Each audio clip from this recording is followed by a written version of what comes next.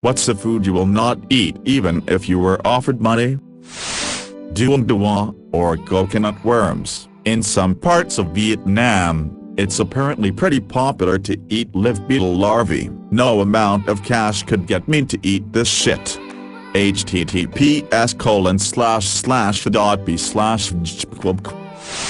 In one of the entomology classes I took, the professor liked to gross out the class talking about food, mostly about how we think our first world food is so perfect, but it's really not. He did say the one thing he wouldn't ever eat again was a palm weevil larvae. He said he ate it cooked and the gushing texture was something he could never get over.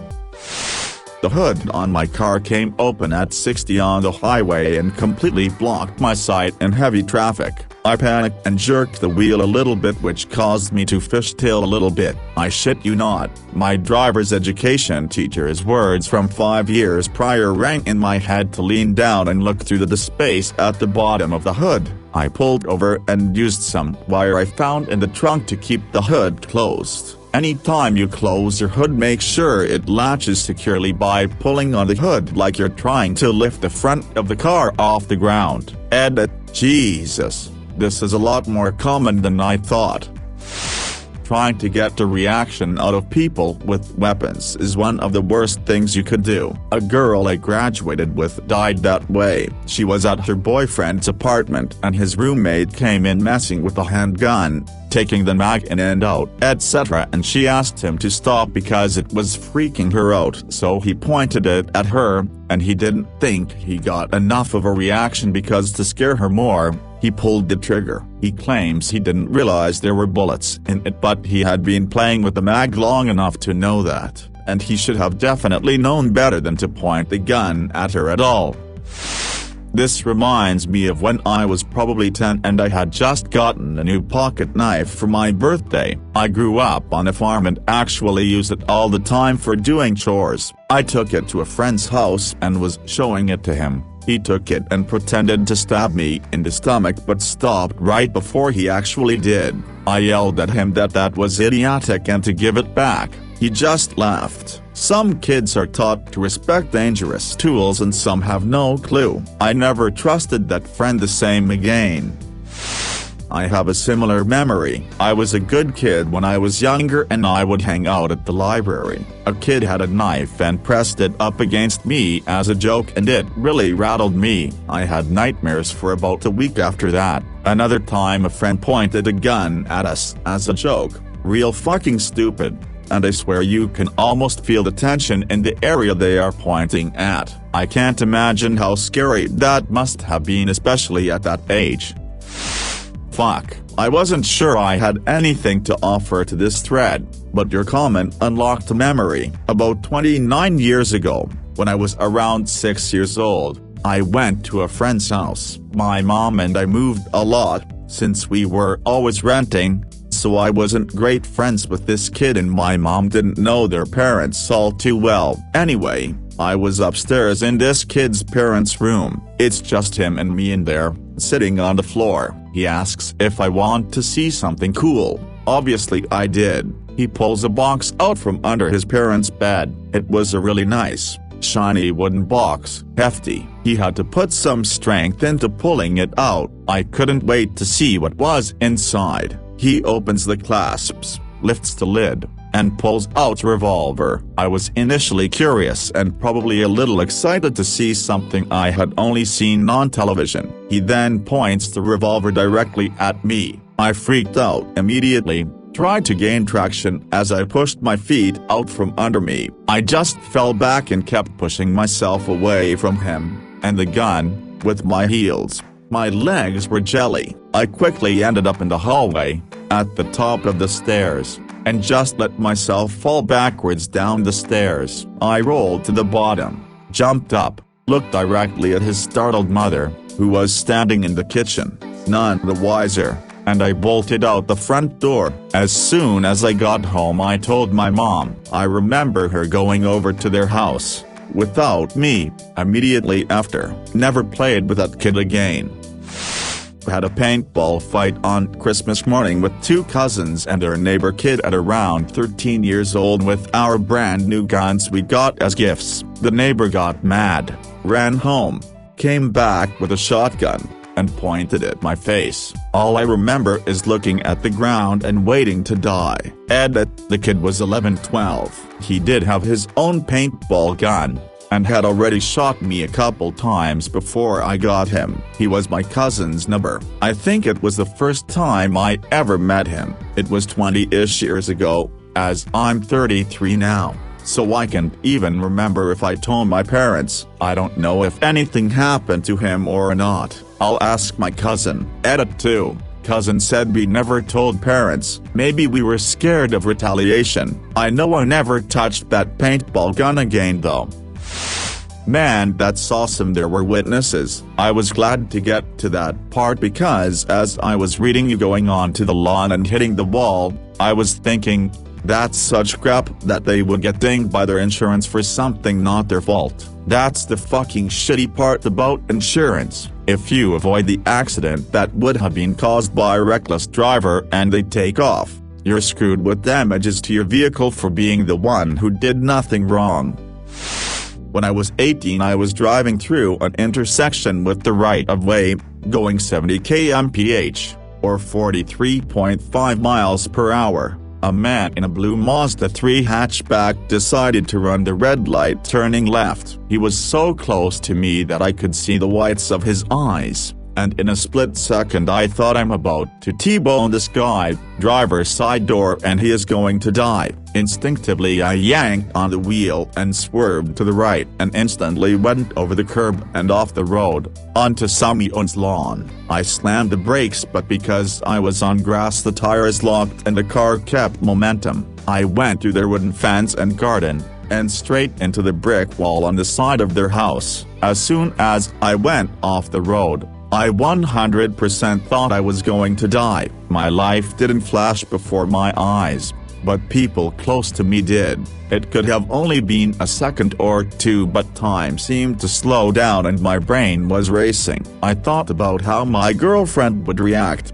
what my parents would say, what my friends would think, etc. When the car hit the wall it punched a few bricks out of place and the entire front end of the vehicle caved in. The windows shattered, the tires exploded, the doors bent into an L shape and the car started to fill with smoke. However, the radio was still playing Vicarious by Tool. I was concussed by the airbag, broke my nose, jaw, 2 fingers, had whiplash and my left knee was dislocated. I was in shock and couldn't believe that what just happened was real, and so I just sat there kinda freaking out. A group of parents from a birthday party across the street saw what happened and ran to the car and pulled me from it as they thought it was about to catch fire. The man in the Mazda 3 drove away. If it wasn't for the testimony of those parents who told the police they witnessed the man run the intersection and that I didn't do anything wrong, I would have been completely liable for all of the property damage and additionally insurance would not have replaced the vehicle as it would have been deemed at fault. I am glad nobody else got hurt. My brother had a full blockage from a sour warhead at about 9 years of age. I was the only other one home. On the computer, he bursts in with a purple face, gestures wildly at his throat and then continues his panic circuit around the house. Chased him down, threw him chest first against the kitchen sink and struck him as hard as I could across the back. Candy went flying out, and I released the breath I didn't realize I was holding. What I did in panic was actually close to textbook first aid for a choking victim. I ate one of those Bratch's oval-shaped hard candies, think they were called sparklets, at home alone when I was 6, got stuck in my throat. I stood there in shock for a few seconds as I started to realize I couldn't breathe. I ran crazily around the room and ended up colliding hard into the back of the couch which caused the candy to go flying out. Best accidental Heimlich ever. Typo edit. Boyfriend finally woke me up shortly after we had fallen asleep in a small upstairs bedroom that had a smoldering fire. After we collapsed on this floor and couldn't find the door that was not even 5 feet away, We kept hitting walls and corners and started to not comprehend anything. After feeling like I was baking in an oven, I laid my head down on the floor thinking I'd never see my son again and how sad it was to die. It felt like eternity and felt very lonely. My boyfriend somehow found his phone on the floor, called 911. Fire department showed up in what felt like 2 seconds but couldn't break down the front door. They shined the flashlight up the window so he could kick out the AC unit, which he did. They finally came upstairs and we crawled to them and they took us straight to the burn unit since they didn't know what shape we were in. I'm pretty sure the entire hospital toured through our room since they've never seen anyone make it out and look the way we did. Ed, holy smokes, I appreciate the love from everyone. I could read and reply all night. I'd totally do an AML. I can't wait for my partner to get home so I can show him this. Thanks guys, smile. Went whitewater rafting on the Gully River and my raft flipped on Pillow Rock, one of the most famous Class B rapids. Scariest moment of my life, but other than unexpectedly swallowing some water and almost vomiting, I came out completely unharmed. Ease off the gas, put your flashers on so other drivers know there is something amiss, and aim for the shoulder on a shallow angle. Don't just jerk the wheel over. Basically, no sudden movements and get out of the road. When you're down below, say, 5 miles per hour, then you can hit the brakes to come to a full stop. Ed, some comments below pointed out that you want all 4 wheels off the road and on the same surface if at all possible before you stop. Good point. It's a good rule of thumb anytime the car behaves unexpectedly. I was driving down a highway, doing 65 miles per hour, and suddenly my car started to shake. I tapped the brakes in reflex and my entire car flipped 180 degrees. I'm new facing oncoming traffic, including a semi-truck. I was so close I couldn't see the driver compartment. I screamed and jerked the wheel, bringing me in front of a sedan with 2 people screaming as they watched me appear out of nowhere. I kept screaming and floored the gas pedal, made it to the side of the road and cried for a long time. I had blown a rear tire. Hitting the brakes was a terrible choice. A few days ago I saw someone just about miss their exit on a motorway where everyone was doing 120 kph/70 miles per hour, slammed on their brakes, reversed about 50 feet, indicated and took the exit. All of a sudden there are cars everywhere trying to not cause a pile-up. I wonder if they're just an idiot or are malicious too. I was driving on a main road and I guess someone wanted to left turn onto a side street so much that they just pulled out of their lane and drove down the wrong side. Did the road past several streets, speeding, coming directly for me, and I legit had nowhere to go because so many cars were parked in front of houses so I couldn't even pull over. I just stopped and held my breath until they turned left. It wouldn't have been the most high-impact crash. They were going like 45 and a 25, but fuck. It was scary how deliberate it was, like they chose to drive the wrong way to find this side street. For me, this is the scariest possible thing about driving. I can drive as well as I like. I can be as cautious as I want. I can go as slow as I want. Some idiot could still come flying out onto my side of the road going the wrong way and wipe me out. Just like that. Happened to a family near where I grew up a couple of years back. Some dude got messed up on drugs or something and started driving the wrong way down a highway just like this. He hit the family head on and they all died. He lived, though, as far as I can remember. Ed, thank you for those of you sharing your stories and experiences with this. It's truly astonishing how much this happens. Those of you suggesting I might drive too cautiously or be living too afraid. I don't and am not. Don't worry, smile. I advocate driving defensively and sensibly. Ensure your speed is appropriate for the conditions on the road. Been driving some years and been in 2 accidents myself, both zero fault on my side. Be sensible, and good luck on the roads to you. I was driving home from college on one of those highways with only one lane in either direction and no shoulder. A guy in the oncoming lane didn't see me as I was in a small car. He thought he could pass 4 18-wheelers in one go and pulled into my lane going at least 90. There was nowhere for me to go. He flew off into the ditch to avoid hitting me head-on. Likely did severe damage to his car, but I lived. I went out for a surf on a stormy day and thought to myself, no one else is out, those idiots. Before being held down by 2 waves after eating it on the first wave of the session, was thrown down and held under, and while being tossed around, my leg rope wrapped around both my legs and one of my arms, so I was probably being held at around 5 feet under with only one arm free while my board tip is barely visible at the surface but floats vertical like ... a tombstone. Finally managed to catch a breath between sets before taking another 3 or 4 on the head, and for sure just thought ...